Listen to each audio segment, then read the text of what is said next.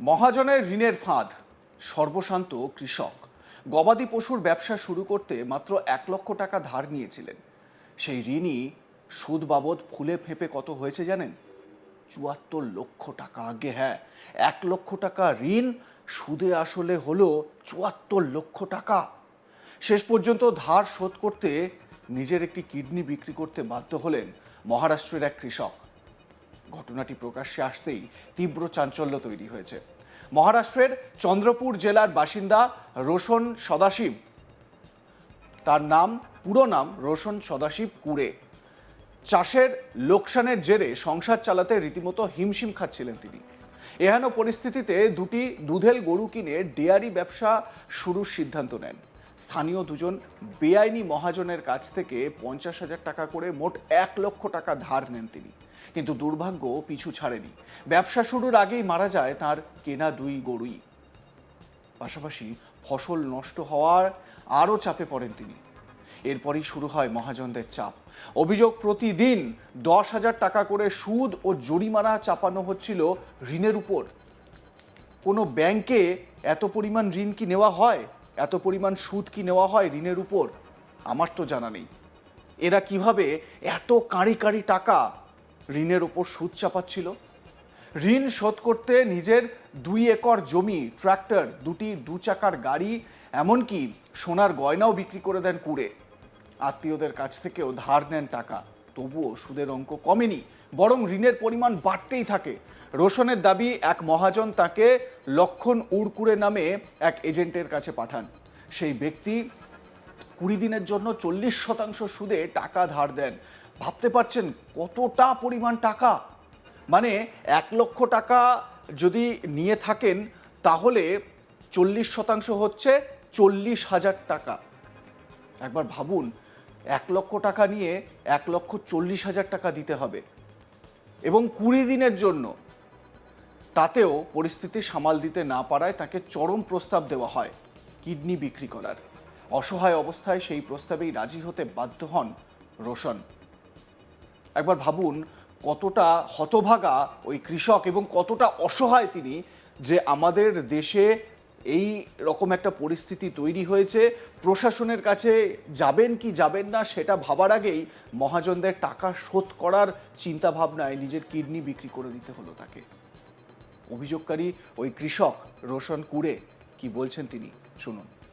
माझं नाव रोशन शिवदास कुळे, मुक्कामी तालुका रांगी, जिल्हा चंद्रपूर.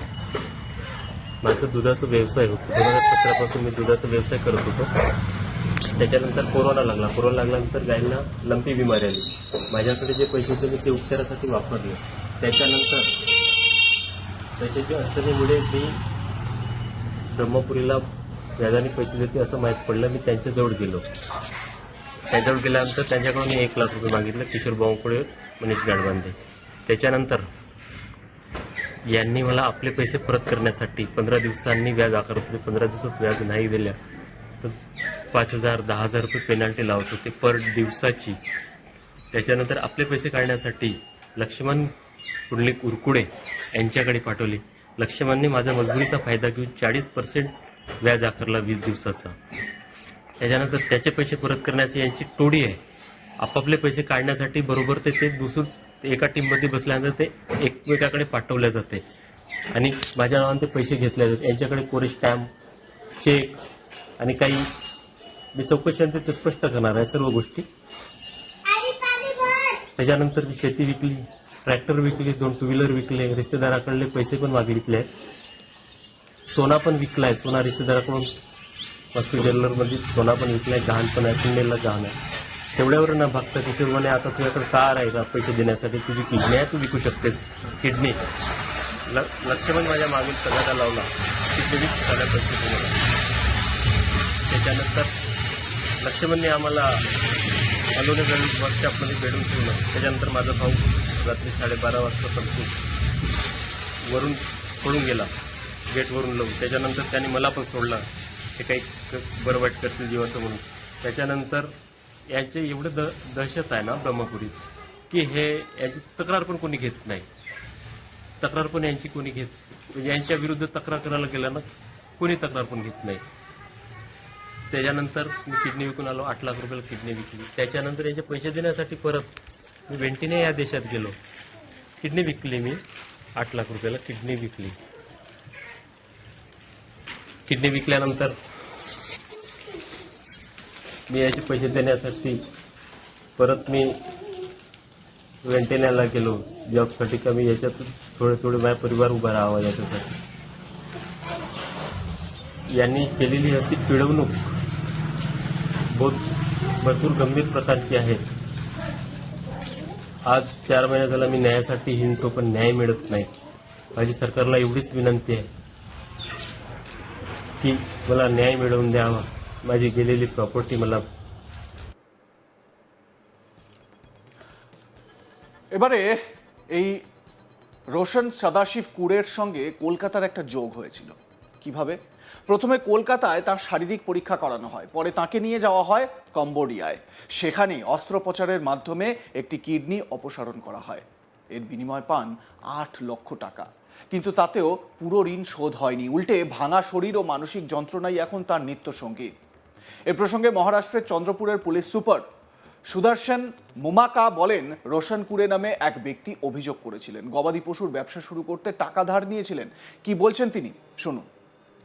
जे तुम्ही सांगितल्याप्रमाणे आहे ना, कंप्लेनेंट रोशन कुले नाव व्यक्ती आमच्याकडे तक्रार घेऊन आला की आम्ही पैसा व्याजमध्ये घेतला होता आणि नंतर जे जास्त व्याज लावण्यामुळे आम्ही आमच्या किडनी विकलून आता आमच्या परिस्थिती चांगला नाही आहे, आम्हाला पैसे द्यावी म्हणून त्या अनुषंगाने आम्ही चौकशी लावलेला होता. त्या अनुषंगाने आजच्या दिवशी आमच्याकडे पुरावा भेटल्यानंतर आम्ही लगेच त्यांच्यावर आता गुन्हा दाखल करणं प्रक्रिया सुरू केलेला आहे. त्यावर आम्ही सहकारी अधिनियमच्या जे कलम 29, 30, 31च्या कलम आणि एक्स्टॉर्शनच्या कलम हा घटना कसा झाला म्हणून असा झाला की 2021 फेब्रुवारी महिन्यापासून हा दिवशी त्यांनी पैसे घेतला होता आहे काही इलाजासाठी, गावच्या इलाजासाठी त्यांना पैसे घेतला होता. त्यांच्यावर जे इंटरेस्ट जे गैर अर्जदाराने त्यांना पैसे घेतलेला होता ते ॲड होते. जास्त त्यांनी 50 लाख पर्यंत त्यांनी पैसे त्यांना पे केला म्हणून त्यांनी सांगितलेलं आहे आतापर्यंत. त्यामध्ये 6 आरोपी निष्पन्न झालेले आहे. 6 आरोपी कडून त्यांनी पैसे व्याजावर घेतलेले आहे आणि त्यांना परत 3 वर्षापासून ते पैसे परत करत आहे. तरी पण आता समोर आला की ते मागच्या वर्षी ऑक्टोबर महिन्यामध्ये त्यांनी ते असं बोलत आहे की ते किडनी विकलेलं आहे. আপনাদের মতামত জানান, দেখতে থাকুন আজ তাক বাংলা। সাবস্ক্রাইব করুন আমাদের ইউটিউব চ্যানেলটি, বেল আইকন প্রেস করুন নোটিফিকেশন পেতে।